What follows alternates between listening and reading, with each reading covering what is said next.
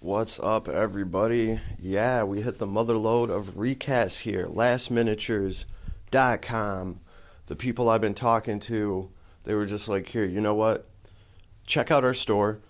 They have a whole freaking store here, right? We got Warhammer 40k, Forge World, Age of Sigmar. Let's just go to Forge World real quick, since that's typically the creme de effing creme, and everything costs an arm and a leg, a hip and a thigh. Right, let's see, Death Corpse of Krieg, Glass Cannon Team, $15.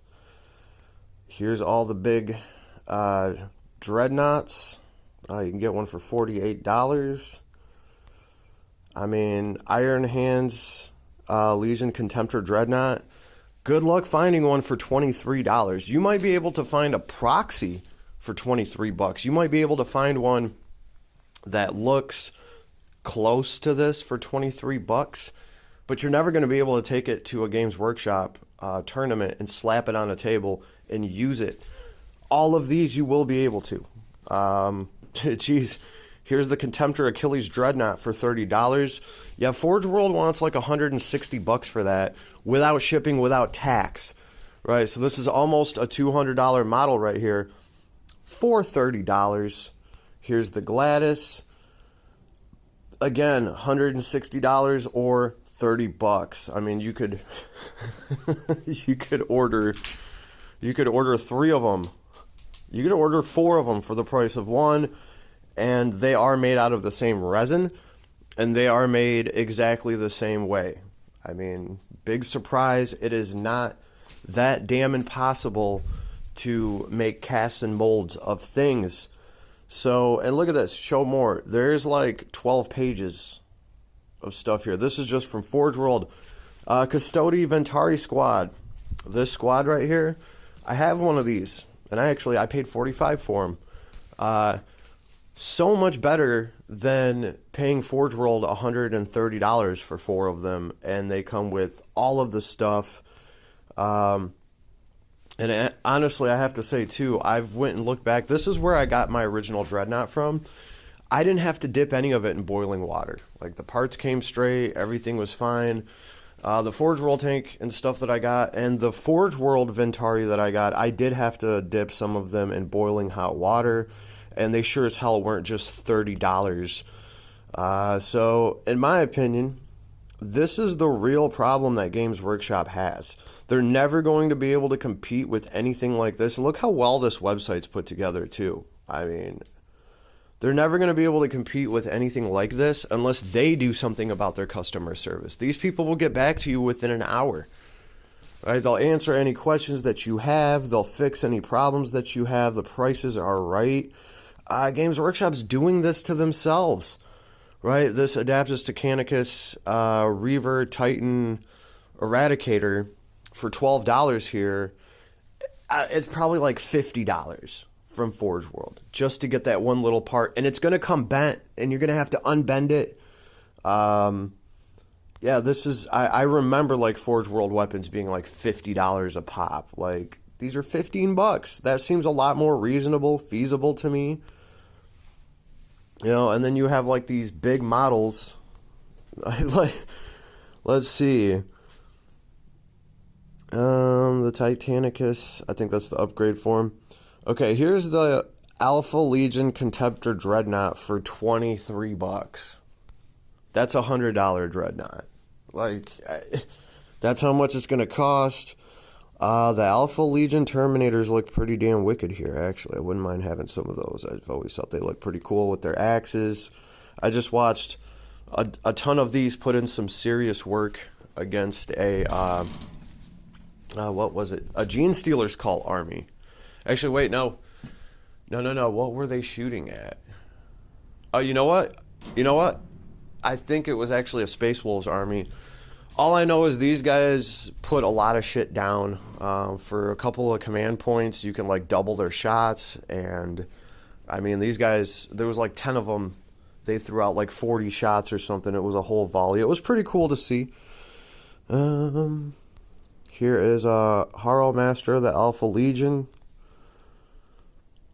I mean, all this stuff looks good. Avatar with Spear, $35. Here's the Black Templars Vulnerable Dreadnought for $23. I don't think you could go wrong there. There's something wrong with it. I mean, geez, Blood Angels Dreadnought for $35. Look at those claws. And, of course, the Blood Angels Dawnbreak Cohort. These guys have always been a pain on their jump packs. $40.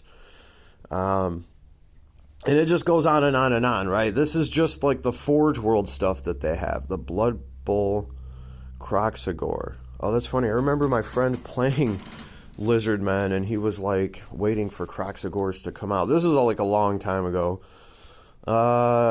Just crazy, crazy stuff. There's some crazy-looking Death Guard guy for $25. Good luck getting a model like that from Games Workshop or Forge World for $25.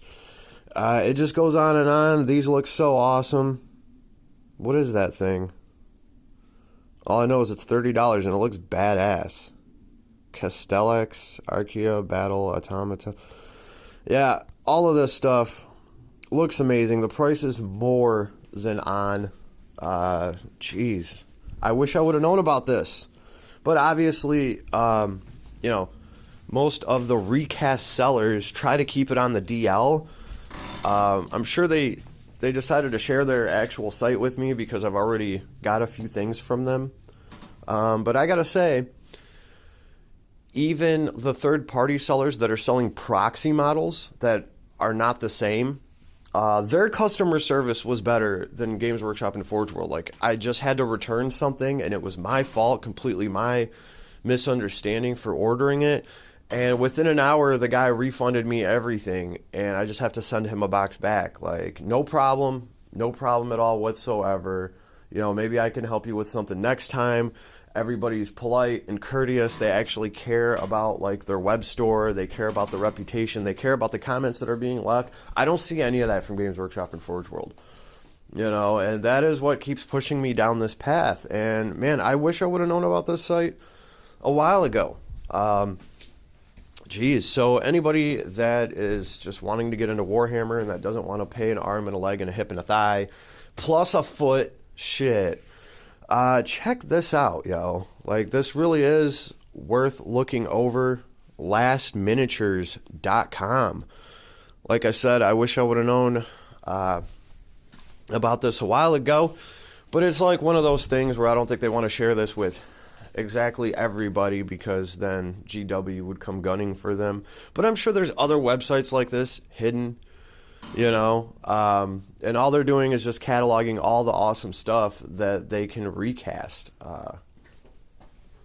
It doesn't take a genius to figure out that once you have something, you can take it apart and you can make molds of it and just, use the same epoxy, use whatever method you need to recreate the same exact product. The thing is, Games Workshop's also been caught using 3D printers themselves for, like, a lot of their Titans and stuff like that. Like, they had some kind of display up showing a lot of the new models that are coming, and you could see the 3D printing marks. You could see, 3D printers leave almost like a thumbprint texture on things.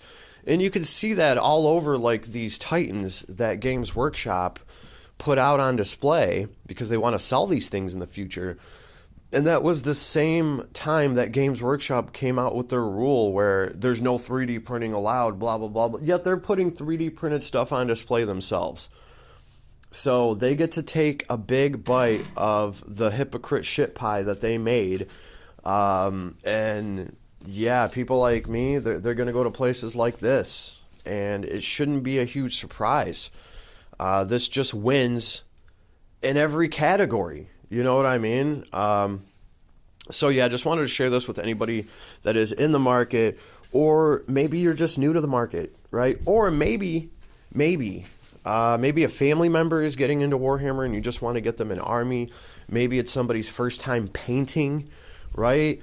You could get them some of these miniatures, and now you're paying $30 for them instead of $170. And if the paint job doesn't turn out okay, you can just get another one, right? And if it does end up being good, guess what? You'll be able to take all these models to a Games Workshop, and you'll be able to put them on a table and nobody will ever question anything because these are legitimate models. They're made the same exact way.